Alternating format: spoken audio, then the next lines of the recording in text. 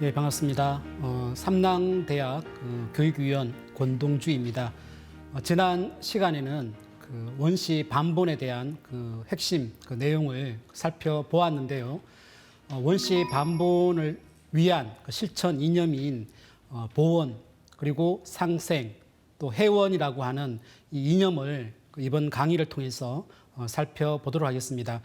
지난번 강의 내용을 다시 한번 정리를 하는 차원에서 과연 세상 사람들이 정산도가 무엇입니까? 정산도가 뭐예요? 라고 물었을 때 저는 흔히 정산도는 이 철을 아는 공부이고 또한 뿌리를 찾는 도입니다. 라고 얘기를 합니다. 우리가 이 철을 알아야 뿌리를 찾을 수가 있다고 봐요. 그리고 이제 철이 되어야 또한 뿌리로 이렇게 돌아가는 자연의 이치가 있는 것인데요. 지금의 우리가 살고 있는 이 시간이라는 것은 모든 것이 하나로, 한 세상으로, 하나의 이념으로 한 분의 하나님을 모실 수 있는 그러한 계절, 사계절로 얘기하면 가을이라는 거죠. 근데 그 가을의 정신이 뭐냐? 그것은 시원을 찾아서 모든 그 뿌리를 찾아서 근본으로 돌아가는 것이다 라고 하는 내용입니다. 우리가 이 뿌리라고 하는 것은 본체 세계, 또 뿌리와 똑같은 열매, 뿌리가 드러난 열매 이런 현상이라고 봤을 때 하나님의 문화라는 것은 하나입니다. 뿌리와 열매는 하나님의 문화인데요. 가을이라는 이런 철이 들면, 철을 깨우치면 우리가 하나님을 만날 수가 있는데 그것은 뿌리를 찾는 겁니다. 그래서 진리라는 것은 근본을 자꾸 묻고 해서 그 뿌리를 찾아야 돼요. 이게 왜 이럴까? 근데 이것은 또 왜 이러지? 그러나 거기에서 분명하게 이 세상에서의 어떤 봄과 여름이라고 하는 이 성장 과정에서의 나왔던 모든 종교와 철학 가르침에서는 이 가을 문화라고 하는 열매 문화라고 하는 것은 참 공부하기가 힘들다라고 생각을 해요. 그러나 우리가 이렇게 한 부분을 보는 것이 아니라 전체를 들여다볼 수 있는 그런 시각과 영적인 그런 깨달음, 그게 있다라고 한다면 진짜 완성된 또 하나 될 수 있는 상제님의 이 진리를 만날 수 있다라고 생각을 합니다. 자, 그래서 이제 본론으로 들어가면 334페이지를 보도록 하겠습니다. 원시 반본의 3대 생활 이념인데요. 보온과 상생과 해원인데 무엇을 보온이라고 하는지 한번 보도록 하겠습니다. 천지로부터 받은 은혜에 보답하는 것이 보온, 그 보온의 정신에 따라 인류를 구원해서 모두 같이 잘 살게 하는 상생, 그리고 그 과정에서 원신과 역신은 물론 인간의 깊은 원한을 해소하는 그 해원의 도법입니다. 그래서 우리가 인류의 지금의 이 과제라는 것은 선천상극의 분열 성장에 의해서 모든 것이 발전해 왔습니다. 문명도 발전해 왔고요. 사람도 많이 성장을 했었지만 문제는 뭐냐면 시간으로 본다면 우리가 이 상극, 우리가 자연의 어떠한 이치로 본다라고 하면 상극이라고 하는 것이 하나의 이치이지만 문명적인 차원에서 상극을 본다면 성장과 발전이죠. 그러나 인간의 어떠한 상극이라고 하는 것은 그걸로 인해서 그걸 통해서 탄생하는 이치에 의해서 인간은 너무나 많은 고통과 눈물과 원과 한을 가질 수밖에 없다는 거죠. 그래서 이 세상을 구원한다는 것은 뭐냐? 그것은 해원입니다. 해원. 이 천지 자연의 이치에 의해서 무한한 성장 발전을 해왔지만 그 결과로 인해서 맺어진 인간의 마음속에 엉어려진 원과 한의 그 기운을 이걸 해소하지 않으면 결국 전 인류는 하나가 될 수가 없어요. 그래서 우리가 이 상생의 손길이 필요합니다. 나를 생각하는 것이 아니고 남을 생각해서 먼저 남에게 배려하는 상생과 그리고 그 근본을 통해서 은혜에 보답하는 이런 보온과 상생을 통해서 이 해원이 완성이 되는 거죠. 그래서 우리가 이 모든 것은 세상은 하나로 가기 위한 과정이에요. 왜? 지금은 여름에서 가을로 들어가는 이 시간이기 때문에 그것이 어떻게 이루어지느냐? 인간의 손길은 뭐냐? 그것은 상생의 손길이 필요하고 회원을 해야만 되고 그리고 전 인류를 하나로 묶을 수 있는 한 마음을 가질 수 있게 할 수 있는 것은 은혜에 보답하는 이 보온의 마음입니다. 그걸 한번 살펴보도록 하겠습니다. 그 진리에 대한 베품, 우리가 진리를 깨우친다는 것은 이 보온이라고 생각을 해요. 그리고 진리에 대한 베품은 상생이고요. 이 보온과 상생을 통해서 회원이 되는 건데, 자, 보온의 도 334페이지를 보도록 하겠습니다. 만유 생명과 하나 되게 하는 그 화합의 이념이라고 정의하고 있는데, 모든 인류의 그 마음을 하나 되게, 한 마음이 되게 하는 것은 결국은 이 보온인데, 어떻게 한 마음이 될 수가 있냐? 그것은 전 인류가 하나 될 수 있는 보편적인 통일된 그 진리, 제가 전 시간에 말씀드렸던 무극대도, 하나님의 대도, 이 진리를 통해서 가능합니다. 이 진리가 아니고서는 절대 더 분열되었으면 분열되었지 절대 통일이 될 수가 없어요.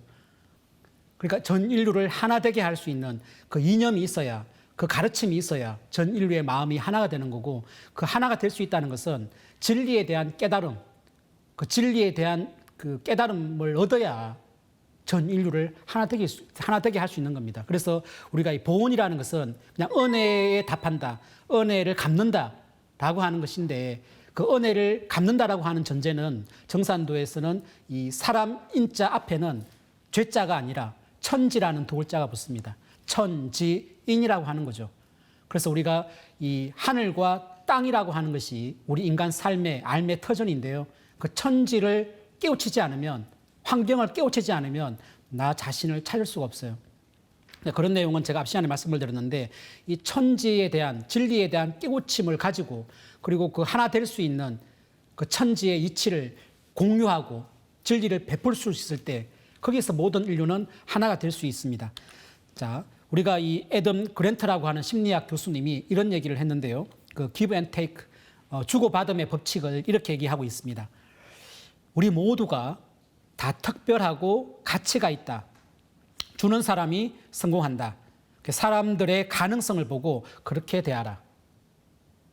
지구도 하나, 해도 하나, 달도 하나, 모든 것은 하나하나의 그 나눔이 있지만 그 하나하나에는 특별함이 있는 거고 가치가 있는 겁니다. 그러나 그것이 영원히 지속성을 가지고 하나가 되기 위해서는 결국은 이 주는 법칙, 이 보온의 법칙, 이 가치를 부여를 하고 거기에 대한 특별한 의미를 줘서 우리가 사랑을 주고 또 인간을 성공시킬 수 있는 진리를 전해주고, 이런 주고 받는 이 법칙을 통해서 모든 것이 하나로 이렇게 굴러간다는 그런 내용인데요. 335페이지 잠깐 보도록 하겠습니다. 이 천지인 삼재가 은혜를 주고 받음으로써 일체로 변화하며 성숙해 나갑니다. 이 보온의 도는 황폐해진 자연과 원한으로 파산당한 신명계, 그리고 병든 인간 세상을 치유하여 단절된 자연과 신명과 인간의 그 생명의 끈을 연결하고 성숙시키는 그 화합과 일체의 이념입니다. 모두를 바꿀 수 있는 힘, 그리고 하나 되게 하는 힘, 그것은 내가 먼저 은혜를 주는 거예요. 기다림이 아니라 나섬으로 해서 세상은 변합니다. 세상이 변하기 전에 내가 먼저 주면 내 자신이 바뀌어요. 그리고 세상이 바뀝니다. 모든 세상의 그 변화를 굴러가게 하는 힘은 주고받음의 법칙이거든요. 기다리지 말고 내가 먼저 보온하는, 내가 먼저 베풀 때에 베품으로 해서 받음이 있는 거거든요. 이 보온이라고 하는 이 개념을 통해서 전 인류는 하나가 될 수 있는 겁니다. 천지, 하늘과 땅과 인간이라고 하는, 그래서 우리가 인간이라는 정의는 하늘을 아버지, 땅을 어머니로 해서 정의를 하고 있습니다. 천생, 지성이라는 말도 있지만 하늘은 아버지고 천부, 어머니는 땅은 어머니다, 지모. 그리고 그 사이에서 인간이 천지의 꿈을 완성을 한다. 그래서 우리가 그 천지의 아버지와 어머니의 그 뜻을 알아야, 마음을 얻어야, 깨우쳐야 거기에 은혜를 답할 수가 있다는 거죠. 자, 보온의 성구를 한번 보겠습니다. 도전 2편 90장에 보면 그 상견님께서 이런 말씀을 해주시는데요. 천지는 나와 한 마음이니 사람이 천지의 마음을 얻어 제 마음 삼느니라. 정산도의 일심은 무엇이냐? 그것은 천지 일심이다. 천지와 한 마음이다. 그 천지에 여기서 보면 천지의 마음을 얻는다는 것. 우리가 마음을 얻게 되면 모든 것을 다 얻게 됩니다. 그러잖아요. 육신을 얻는 것은 일부적인 거고 일시적인 거예요. 그러나 마음을 얻는다는 것. 이건 진짜 힘들어요. 근데 우리가 진정 천지의 그 마음을 얻어서 그래야 내가 천지의 모든 걸 얻는 거 아니겠습니까? 믿음이 형성되는 거 아니겠습니까? 거기에서 인간은 천지의 마음을 얻어 제 마음, 자신의 마음으로 이렇게 삼는다. 결국은 이제 마음을 얻는다는 것은 천지를 아는 거고 이 삶과 삶의 그 문제가 여기에 들어있다고 생각을 합니다. 내가 천지의 마음을 드릴 수 있을 때, 천지의 마음을 내가 드릴 수 있을 때 천지의 마음을 얻을 수가 있는 거죠. 천지의 마음을 얻는 글은 그 보온과 이제 상생입니다. 천지는 나와 한 마음이다. 늘 우리와 하나 되고자 하는 그 마음이 천지의 일심이죠. 336페이지 잠깐 보겠습니다. 상제님께서는 인간이 천지의 은혜에 보답하는 은혜 수수, 주고받음의 법칙이죠. 수수 법칙을 뭐라고 하셨냐? 도통 천지 보온이라고 하셨습니다. 인간으로서 왜 살아야 하는가? 우리의 삶의 목적은 무엇인가 하는 물음에 대한 본질적인 해답이 이 도통 천지 보온이란 말씀에 다 들어 있습니다. 왜 인간인가? 삶의 목적은 무엇인가? 전 인류가 가져야 되는 물음에 대한 해답이 도통 천지 보온입니다. 자, 다음 내용을 볼까요? 도통 천지 보온. 이 6글자에 들어있는 뜻은 진리 인간, 진리로 깨어 있는 거죠. 진리 인간으로 성숙해가는 하루하루의 우리의 그 삶이 곧 천지 부모의 은혜를 갚는 과정이라는 말씀입니다. 진리에 통하는 것이 하늘 땅 천지 부모님의 은혜를 갚는 것이라는 이 말씀에서 진리를 보는 마음의 눈이 활짝 열리게 됩니다. 우리가 이 도의 근원, 또 진리의 근원은 만물 생명의 그 공동체, 존재의 근거, 진리의 그 대상이 천지거든요.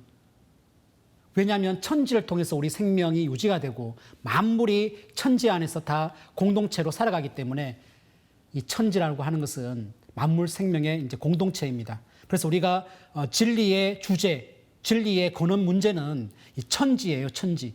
근데 이 도라는 것은 이치인데요. 천지 도를 통하는 것이 뭐냐? 그것이 보온이다. 이것이 우리들의 삶이 되어야 된다.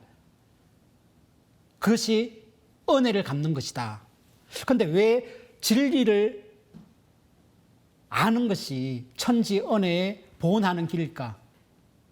이걸 여러분들이 한번 화두 삼아서 한번 파헤쳐 보십시오. 왜 진리라 해야 할까? 저는 개인적으로는 인간이 이 성성이 깨어있기 위해서는 진리의 깨달음, 그 깨달음이 있음으로 해서 인간은 인간의 그 삶을 걸어갈 수 있다고 생각을 합니다. 저 자신도 그런데요. 이 세상을 살다 보면 많은 그 유혹에 어떤 그 손길에 한 번씩 마음이 뺏기기도 합니다. 가장 큰 그 뺏김이라고 하는 것은 내 마음이 뺏기는 건데요. 한편으로는 그 세상의 그 기운에 내 마음이 뺏기지 않게 항상 깨어있게 해주는 나의 그 가치관, 나의 가치관대로 살아가기 위해서는 깨달음이 있음으로 해서 깨어있는 거고 그 깨어있음으로 해서 우리는 광명의 삶을 살 수 있다고 생각을 해요. 그리고 지금 이 세상은 가을 개벽으로 들어가는 세상이기 때문에 진리를 깨우쳐서 철을 알고 뿌리를 찾는 그 공부를 통해서 세상 사람들을 다시 태어나게 해주는 길은 오직 진리뿐입니다. 알매 문제죠. 알미 뭐냐? 알미 곧 생의 길입니다. 생과 사의 그 가운데 뭐가 있냐? 알미 있다고 생각을 합니다. 그 안도 어중간하게 아는 것이 아니라 정확하고 명확하고 보편적이고 세상을 위한 그런 깨달음을 얻어야 됩니다. 그것이 진정 이 도통천지 보온이라고 생각을 해요. 자, 보온에 대한 주제 성구를 잠깐 볼까요? 자, 도전 2편 22장에 있는 그 상제님의 성구 말씀인데요. 예로부터 상통, 하늘을 통했다는 거죠. 위로는 천문을 통하고 하찰 지리는 이제 땅의 이치를 통하는 것은 있었으나 뭐가 없었냐? 중통, 가운데 중자에 통할 통자인데 이거는 중이라는 글자는 천지의 중앙입니다.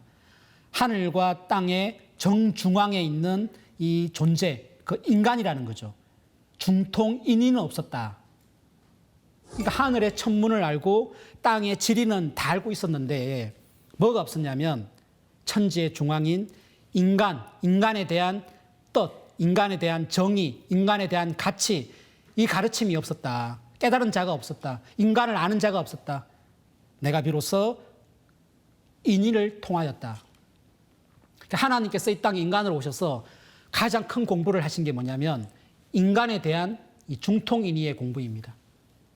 우리가 인간을 안다는 것, 그 인간을 안다는 것은 결국은 인간의 고통과 눈물, 그 아픔이 무엇인지를 명확하게 아는 거고 그 근본에는 선천의 그 상극의 이치에 의해서 빚어진 그 결과, 원과 한의 이 문제를 어떻게 풀어줄 것인가, 인간을 어떻게 완성시켜 줄 것인가.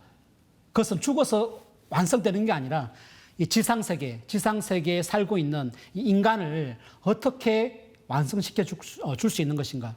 그건 인간을 알아야 되고 인간의 아픔을 알아야 되고 인간과 함께 고락을 함께 해봐야 되고 그걸 통해서 인간의 완성의 그 길을 제시해 줄 수 있는 그 무국대도가 바로 이 상제님의 대도인데요. 그 진리를 깨우치는 그 길이 보온인 것입니다.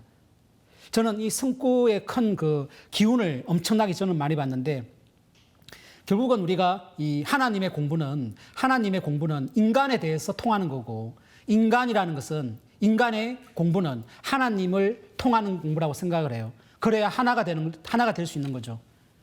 하늘과 땅이 하나가 될 수 없으면 절대 인간이 만물이 태어날 수가 없습니다. 나누어져 있으면 어떻게 인간이 태어납니까?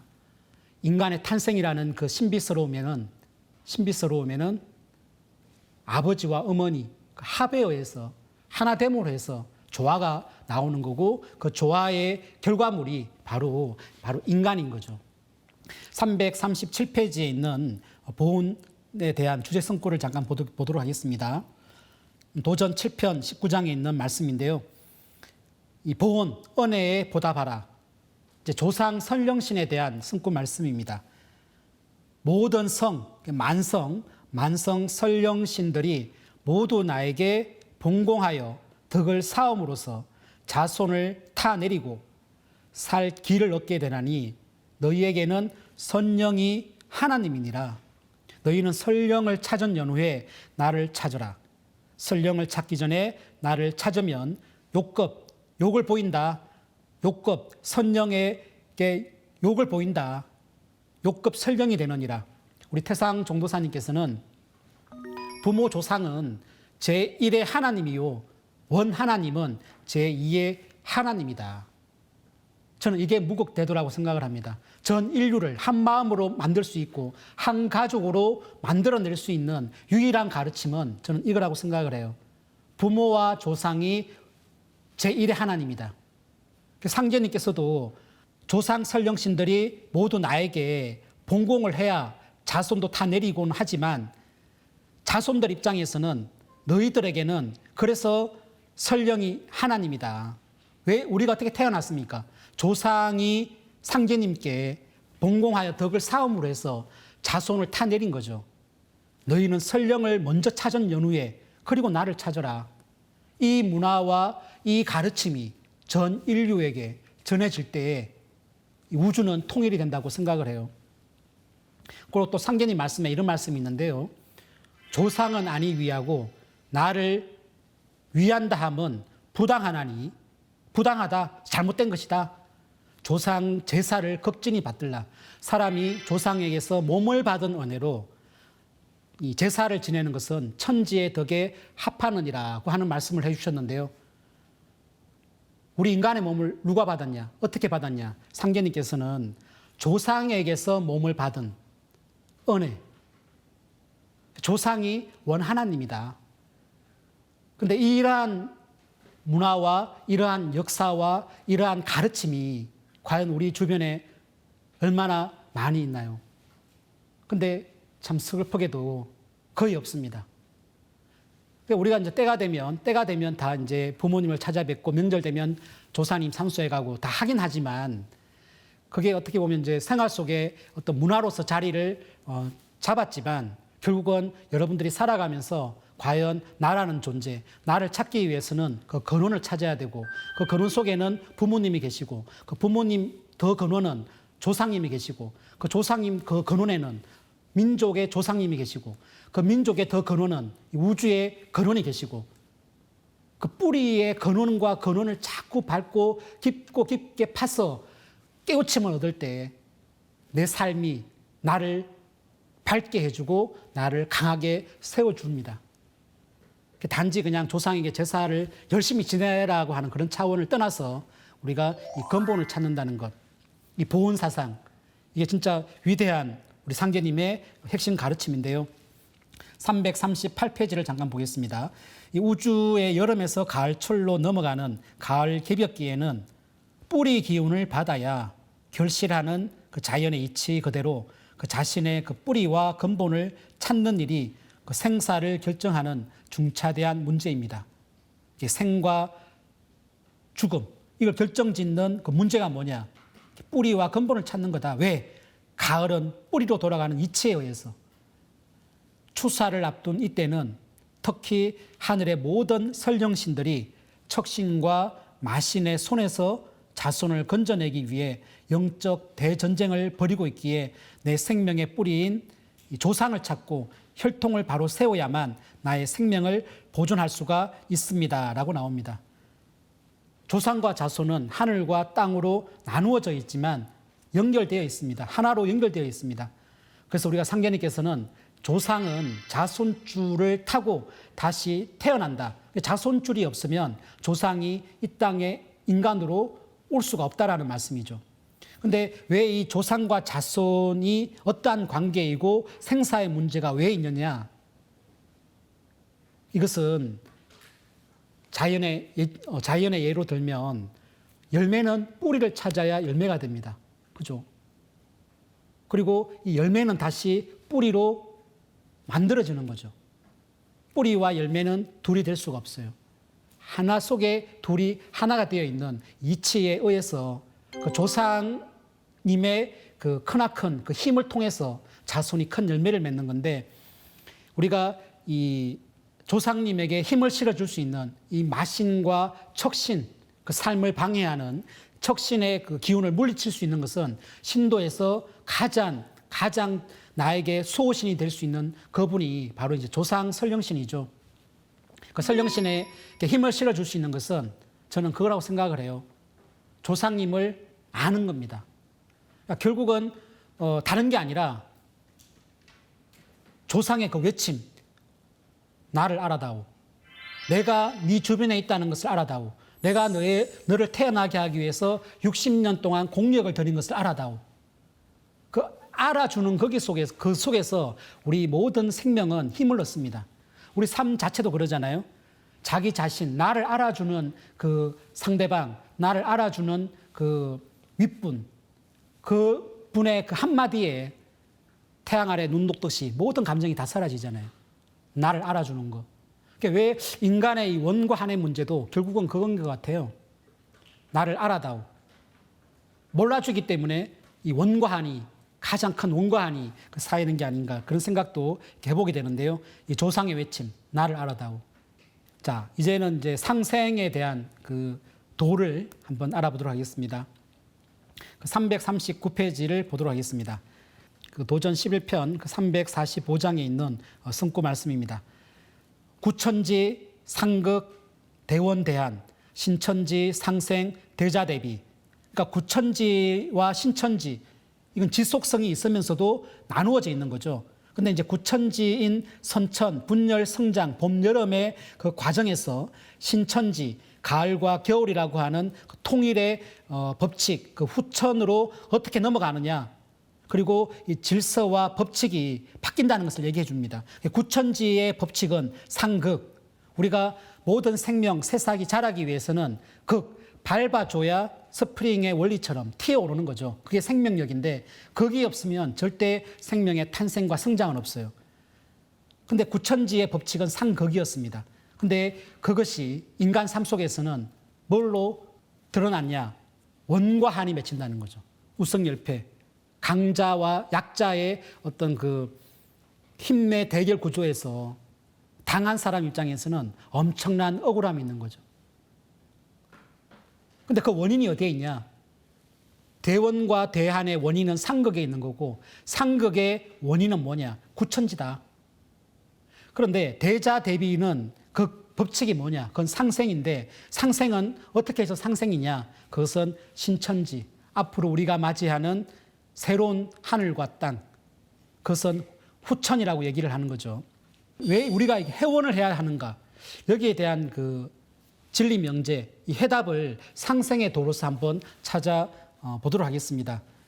그래서 우리가 진짜 이 해원의 손길은 상생인데요. 대원, 대한을 풀어줄 수 있는 새로운 하늘과 땅으로 태어나게 해주는 그 손길은 상생인데 그 상생이 과연 무엇인지 이걸 한번 알아보는 시간을 갖도록 하겠습니다. 339페이지입니다.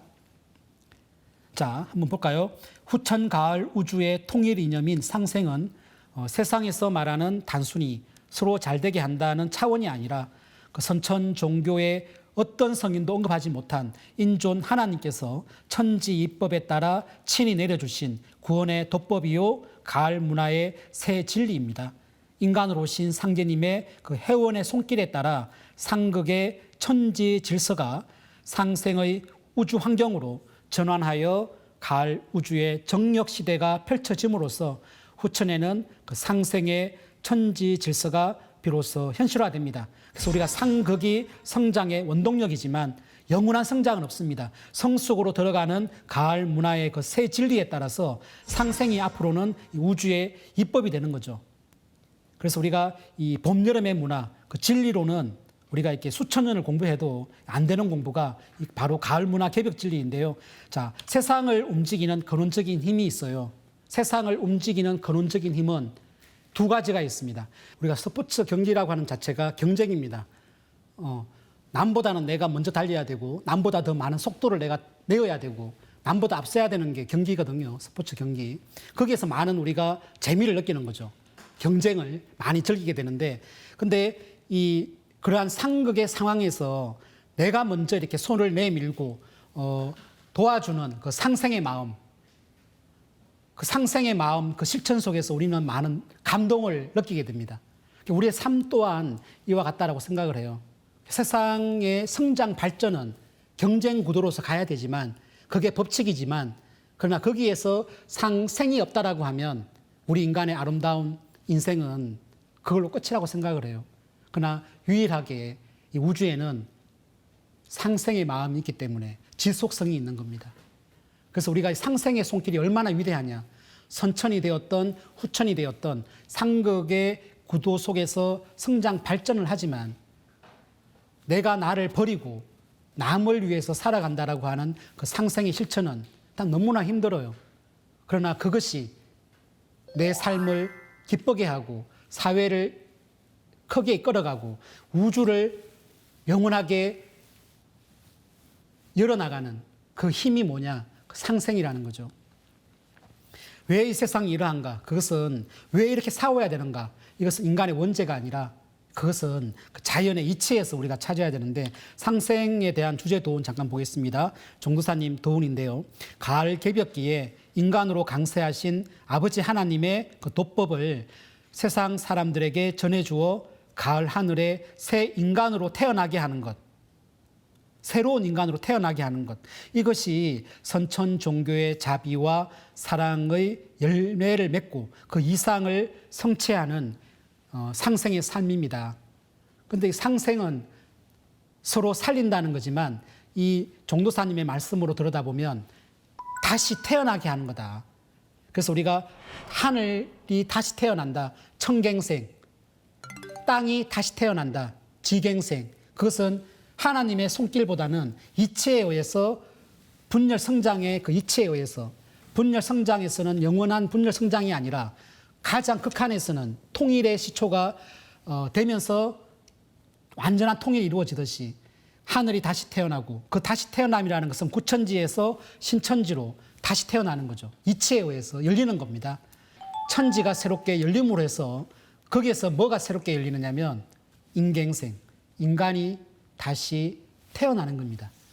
그 갱생이라고 하는 것이 다시 태어나게 하는 건데 이게 우주의 힘이고 그게 상생인 거죠. 근데 진짜 인간을 새롭게 태어나게 해주는 것은 인간의 진리 선언이고 진리의 배품이고 진리를 전해서 그 사람이 완전하게 새롭게 태어나게 하는 것. 이게 상생의 원래의 의미입니다. 그래서 그 상생의 삶이라고 하는 것 자체는 우리가 진리의 배품이라고 생각을 해요.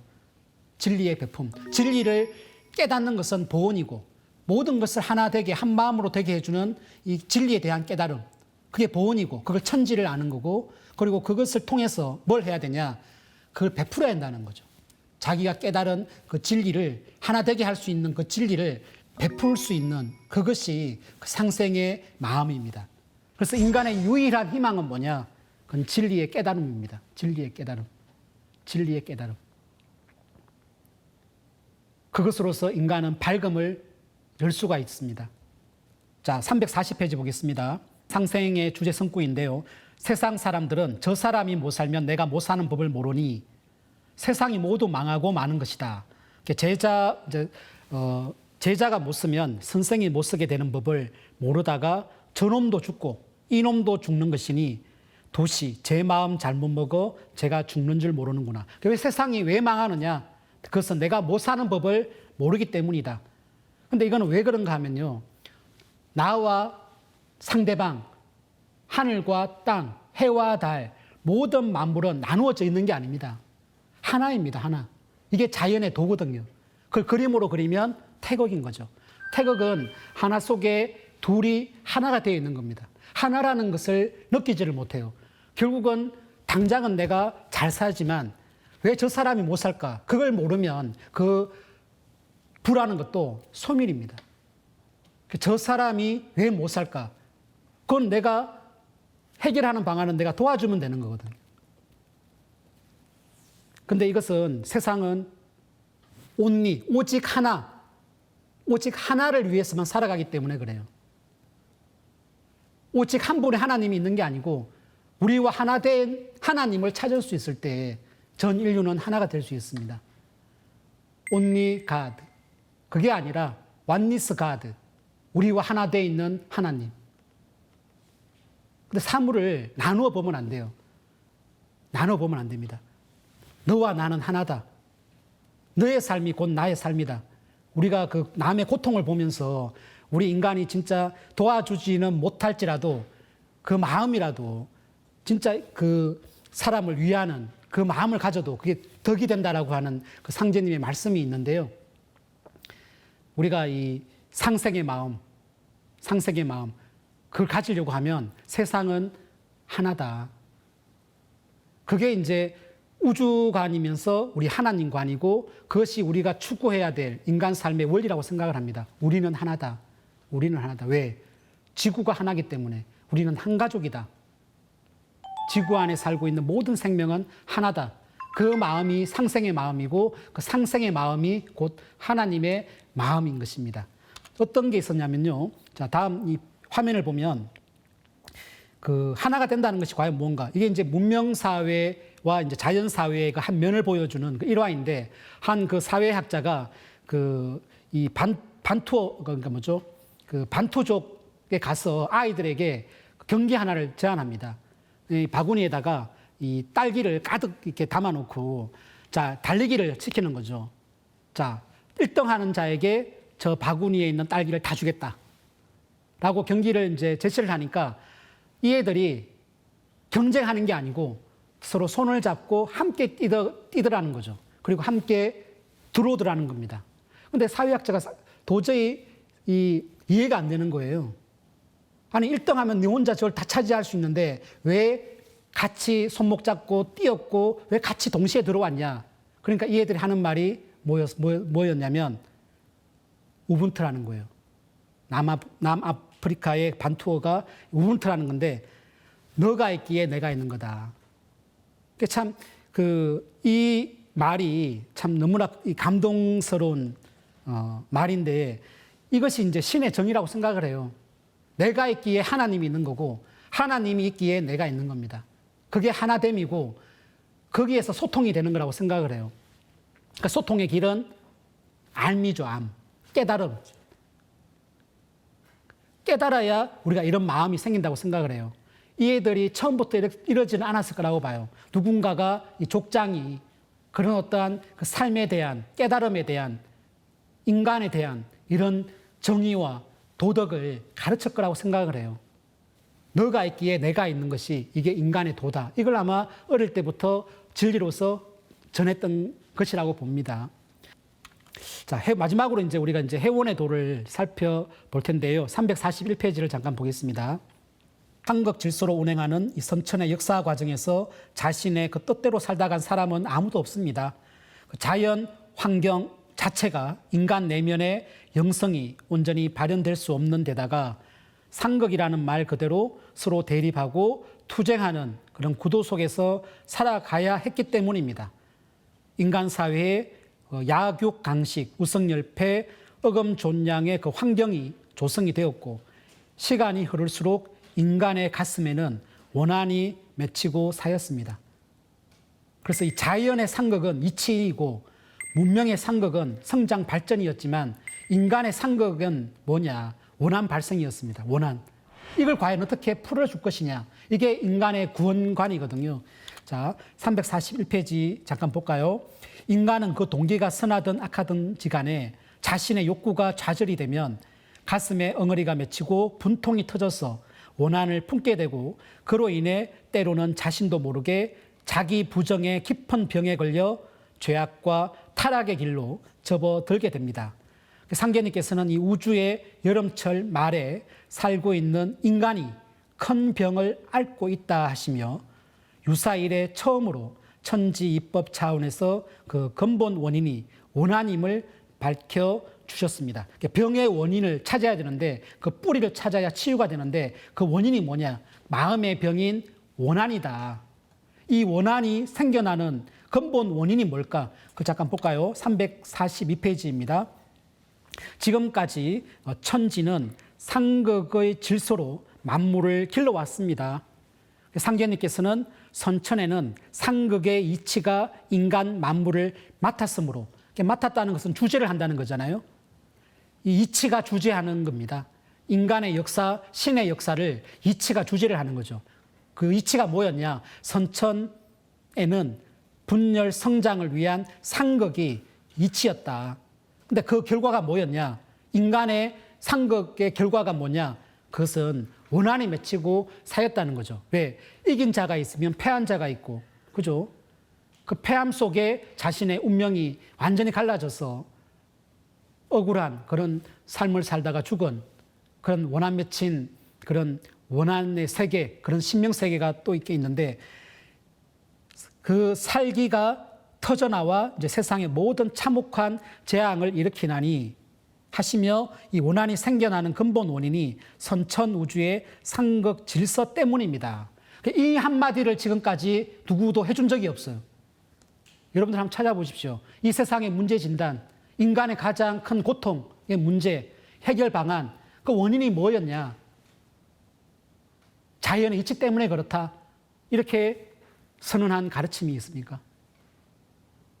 그래서 내가 깨달아야 될 진리 대상은 천지 자연의 이치입니다. 자, 해원에 대한 주제 도훈을 잠깐 볼까요? 상제님의 진리는 그 바탕이 해원입니다. 해원이다.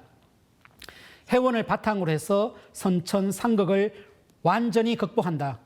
해원이란 선천 상극의 우주 질서를 극복하기 위한 마지막 정화 과정이다.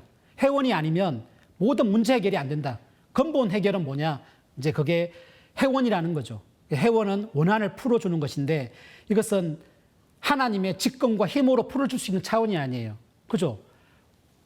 원한이라는 것은 엉어리가 진 건데 하나님의 직권으로 야, 너 오늘부터 내 직권으로 너 그 원과 한 없애버려. 그런다고 이 원과 한이 없어집니까? 그 하나님 앞에서는 당장의 예라고 할 수 있지만 돌아서서는 그게 풀어집니까? 그런 대상이 아닙니다. 그거는 풀어줘야 돼요. 이렇게 풀어줘야 됩니다. 풀어줘야 완전히 인간이 새롭게 태어나거든요. 어떻게 인간이 구천지에 5만 년 동안 살아오면서 후천이 되었을 때 어떻게 인간이 완성이 되냐? 원과 한이, 신이 인간이 완성이 되기 위해서는 이 원한을 풀어줘야 돼요. 원한. 그 원한의 코드를 쥐고 있는 분이 누구냐? 그거는 천지의 아버지 어머니입니다. 왜? 천지의 역사를 주관을 했기 때문에, 인간의 삶을 주관을 했기 때문에 역사를 다 알고 있는 이 하나님께서 풀어주시는 거죠. 이게 하나님의 가장 큰 그 인류의 과제이면서도 하나님의 그 과제라고 저는 보는데요. 자, 이 해원의 주제 성구 343페이지에 있는 내용 잠깐 볼까요? 무릇 머리를 들면 조리가 펴짐과 같이 천륜을 해한 그 기록의 시초이자 이 원의 역사의 처음인 당뇨의 아들 단주의 깊은 원을 풀면 그 뒤로 수천 년 동안 사여 내려온 모든 원의 마디와 고가 풀리게 될지라.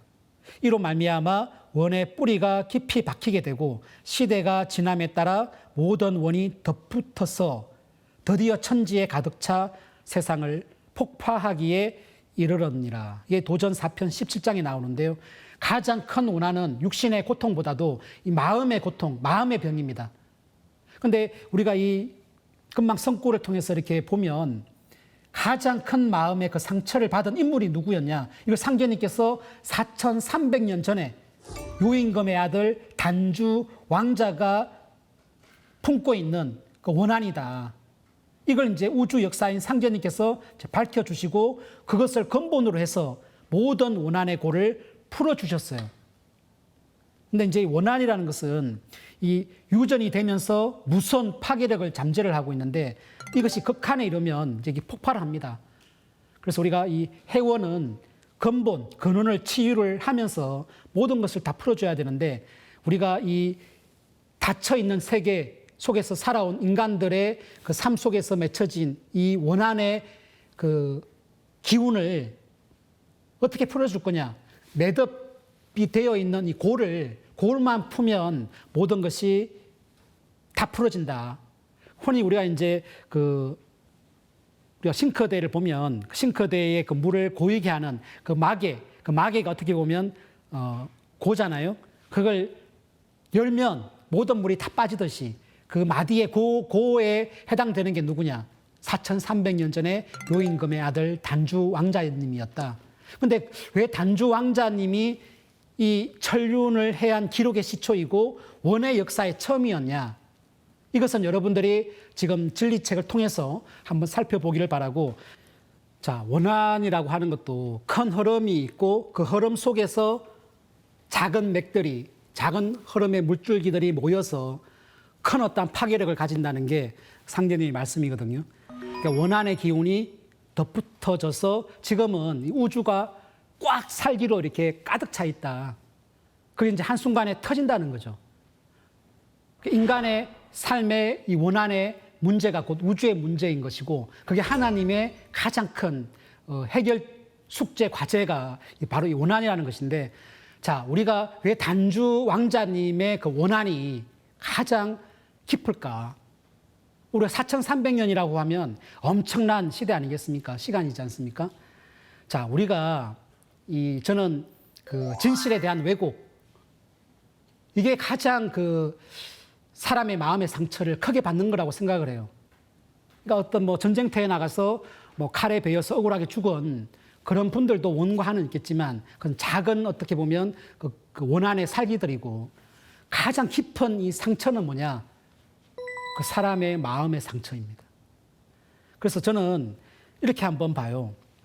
칼로 베인 그 상처는 시간이 지나면 아문다고 생각을 해요. 근데 혀로 이렇게 베인 상처는 그건 사라지지 않습니다. 그러니까 누군가가 누구를 험담을 하고 진실을 왜곡해서 여러 사람들에게 전파를 해버리면 그것을 나중에 그 사람이 용서를 하더라도 그것은 사라지지를 않아요. 나중에 뭐 이렇게 그게 진실화되었다 하더라도 이미 머릿속에는 그게 다 박혀 있기 때문에. 그러니까 우리가 이 상제님 말씀에 이 덕은 언덕이 크다. 이 말에 덕을 붙여라. 그러니까 우리가 이 말을 할 때에는 항상 남을 잘 되게 해주는 상생의 그 마음으로 남을 위해서 덕을 붙여서 말을 해야 됩니다. 그게 혹 잘못된 아와 어가 한 점의 차이지만 그걸로 마음의 상처를 입으면 칼로 베인 상처보다도 더 큰 고통을 안게 되는 거예요. 근데 그 혀로 베인 상처보다도 더 큰 상처가 뭐냐? 저는 이 글로 베인 상처다. 글로 베인 상처다. 그게 역사 왜곡인데요. 우리가 역사라는 것은 혼입니다. 인간의 삶이라는 것 자체가 역사 아니겠습니까? 여러분들이 오늘 하루를 산다는 것은 역사를 사는 거예요. 근데 우리 상제님의 진리를 깨달은 도생들의 삶이라는 것은 이 우주의 삶을 사는 겁니다. 역사를 열어나가는 건데 그 역사를 왜곡시킨다는 것은 결국은 혼을 왜곡시키는 거예요. 혼. 그래서 우리가 이 인류의 역사 왜곡은 인류의 정신 왜곡을 시키는 건데 역사 왜곡으로 우리는 과연 무엇을 잃어버렸는가? 이걸 여러분들이 유심히 생각을 해보면 우리는 천지의 근원인 인간을 잃어버렸습니다. 그리고 천지의 주인인 하나님의 문화를 우리가 잃어버렸어요. 이 뿌리를 단절시키는 역사 왜곡, 이것보다 더 큰 죄는 없어요. 이 단주의 원한이라는 것은 진실의 왜곡이거든요. 자기와 전혀 다른 그걸로 해서 4,300년 동안 역사 속에서 잘못 인식되어진 그 상처라는 거죠. 355페이지 보겠습니다. 이 상극의 그 기운, 그게 얼마나 강력하냐. 상극의 원한이 폭발하면 우주도 무너져 내린다. 이 우주의 판이 붕괴되는 사건이 뭐냐. 이게 원한이라는 말씀인데 우주의 여름철 말 상극의 극한 경계에서 가을 상생의 질서가 열릴 때 원한이라는 폭탄이라는 말씀을 이렇게 해주셨는데요. 이 원한이라는 폭탄이 가공할 위력으로 일시에 한꺼번에 폭발합니다. 이것이 여러 선천 종교에서 예고한 인류의 종말적 상황이 올 수밖에 없는 근원적인 원인입니다. 이 우주의 가장 큰 문제이면서 새 세상을 여는 하나님의 과제인데요. 이 종말적 상황의 근원적인 원인이 바로 원한인 거죠. 그래서 해원이 구원관이고 신과 인간의 그 최고의 능력이 뭐냐? 그거는 그 사람의 아픔을 달래주고 풀어줄 수 있는 능력입니다. 그냥 직권으로 없애는 게 아니고 진짜 그 사람의 자그마한 그 티클만큼의 그 상처, 마음의 상처를 풀어줄 수 있는 능력. 그게 저는 최고의 인간이라고 생각을 합니다. 그리고 최고의 하나님이라고 생각을 합니다. 그래서 이 하나님의 도는 그 해원의 도입니다. 해원의 도. 자, 좀 정리를 이제 하도록 하겠습니다. 해원 주제 성구를 잠깐 보면 세상의 모든 참사가 척신이 행하는 바다. 삼가 척을 짓지 말라. 만일 척을 지은 것이 있으면 낱낱이 풀고 화해를 구하라. 화해. 낱낱이. 사람은 죽으면 두 부류의 신으로 태어납니다. 하나는 은혜를 많이 받게 되면 은혜에 보답하는 보은신으로 태어나고 누군가로부터 해를 준 만큼 해를 주는 보복신이 있어요. 보은신과 보복신이 있어요. 왜냐하면 사람은 살다가 감정의 삶을 살기 때문에 그 죽으면 감정의 그거를 그대로 가지고 올라가지 않습니까? 그래서 은혜를 반드시 갚는 보은신과 그걸 보복하는 척신, 보복신이 있는 거죠. 근데 우리가 이렇게 무척 잘 산다는 말, 그게 이제 척이 없어야 잘 산다는 말인데 이 척이라는 것이 결국은 누군가로부터 당한 결과로 있어 자신의 그 엉어리, 그 살기를 품고 있는 거거든요. 그래서 이 해원이라는 것은 낱낱이 풀어라. 풀고 화해를 구하라. 우리가 천지자연의 이치에 의해서 상극의 이치에 의해서 원한이 맺히지만 사람과 사람 간에서 본다라고 하면 사람의 손길로 당한 거에 원과 한이잖아요. 그죠? 그럼 뭘로 풀어야 돼요? 푸는 것은 인간의 손길로 의해서 당한 원과 한이기 때문에 인간의 손길로 풀어줘야 이게 완전한 회원이 되는 겁니다. 인간의 손길. 그래서 하나님께서도 이 땅에 인간으로 오셔서 인간의 손길로 원과 한의 피 맺힌 그런 신명들의 원과 한을 풀어주셨어요. 그걸 이제 상제님께서는 천지공사라고 하는 이 9년 동안 보신 천지공사의 내용이 다 들어있는데, 좀 전에 우리가 봤던 단주회원이라고 하는 이 내용도 결국은 이 세상이 앞으로 어떻게 열려나가느냐, 이 세운 남한과 북한의 이 세계 정세의 관계, 바둑판으로 돌아가는 이치, 그게 모든 게 이 천지공사에 다 들어있는데요. 그것은 다음에 또 강좌를 통해서 여러분들이 한번 알아보시는데, 우리가 이 푸는 것은 인간의 손길로 풀어야 됩니다. 그래서 인간이 위대하다고 생각을 해요. 그래서 저는 인존이라고 생각을 합니다. 인간의 돈은 보온, 상생, 해온의 돈인데 모든 것은 인간의 손길로 완성이 되는 거죠. 인간의 손길로 해온이 됩니다. 자, 그러면 정무사님 도움 말씀 하나 보고 정리를 끝으로 하겠습니다. 인존이 크다는 이 말씀의 진정한 뜻은 무엇인가? 인존이 된다는 것은 천지 부모의 꿈을 완성하는 살아있는 천지가 되는 것이다. 자, 여러분들 여기서 오늘 교육에 대한 결론 말씀이 다 나왔습니다. 인간은 인존입니다. 인간은 인존이다. 그 인존이 될 수 있는 것은 천지가 있음으로 해서 인간은 존엄할 수 있는 거죠.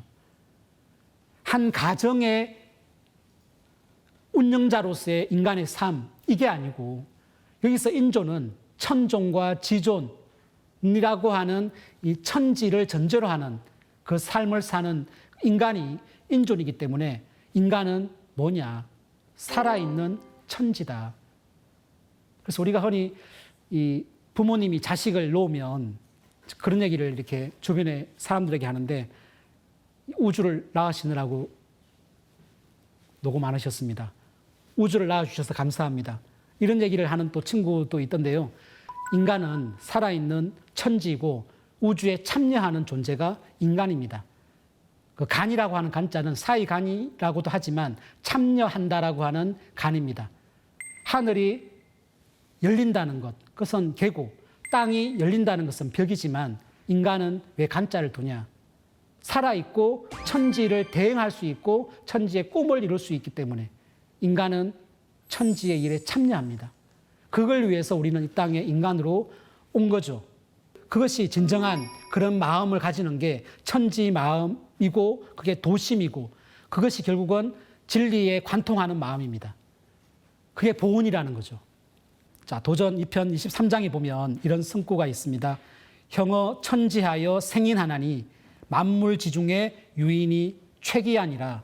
천지 생인하여 용인하나니 불참어 천지용인 지시면 하가왈 인생호와. 천지의 마음은 오직 한 마음입니다. 오직 정성 성자 이 한 글자뿐이죠. 지금까지 천지 1월이 단 1초도 쉰 적이 없어요. 그 한순간도 멈춤 없이 은혜를 베풀어 왔는데 그건 누구를 위해서? 인간을 위해서. 인간을 낳아서 뭘 하려고 했냐? 용인. 그 인간을 살려고 했다는 겁니다. 언제? 천지가 살려고 하는 그때에 불참한다면 그 시간에 가을이라고 하는 이 천지가 농사를 지어서 인간 열매를 맺으려고 하는 그 시간대에 인간의 손길로 인간 열매를 따기 때문에, 그죠? 열매를 누가 땁니까? 인간이 직접 열매를 따잖아요. 천지가 농사를 지었지만 그 따담을 수 있는, 거둘 수 있는 그 인간을 그 시간대에 낳아서 길러와서 참여를 시키려고 한순간도 끊임없이 흘러왔는데 그때에 불참한다면 어찌 그를 인생이라고 할 수 있겠냐. 우리가 이 존재감이 사라진다는 것은 희망이 사라지는 겁니다. 천지가 희망이 없다는 것은 인간다운 인간이 없다는 거죠. 하나님께서 이 땅에 인간으로 오셔서 가장 큰, 어떻게 보면 한일 수 있는 그게 뭐냐? 저는 이 성구라고 보는데요. 선천 인간 중에 끝없이 끊임없이 인간을 길러왔는데 선천 인간 중에 천지의 크나큰 홍은을 갚은 사람이 없었느니라. 이게 선천, 봄과 여름이라고 하는 성장 시간대 역사를 정의를 해주신 거라고 저는 생각을 해요. 인간다운 인간이 없었다. 은혜를 갚는 인간이 없었다. 인간은 참 이 우주의 꿈인데 인간이 그 우주의 꿈을 꾸지 못하면 우주는 좌절하고 하나님은 희망이 없어지는 거죠. 우리가 탄생과 죽음이라고 하는 그 가운데에는 선택이라는 게 있다고 합니다. 인간은 결정권자입니다. 결정권을 갖고 있는 존재입니다. 우리가 이 천지의 시간대, 원시 반복하는 시간대에 보온과 상생과 회원이라고 하는 이 실천의 이념을 가지고 전 인류를 위한 그 일, 천지 대업에 오직 한 마음으로 이렇게 참여할 수 있는 그 길을 진리의 깨달음을 통해서 함께 천지의 꿈을 이루는 하나님의 목적을 이루는 그런 인간으로 살아갈 수 있으면 합니다. 예, 오늘 강의는 여기서 마치도록 하겠습니다. 예, 감사합니다.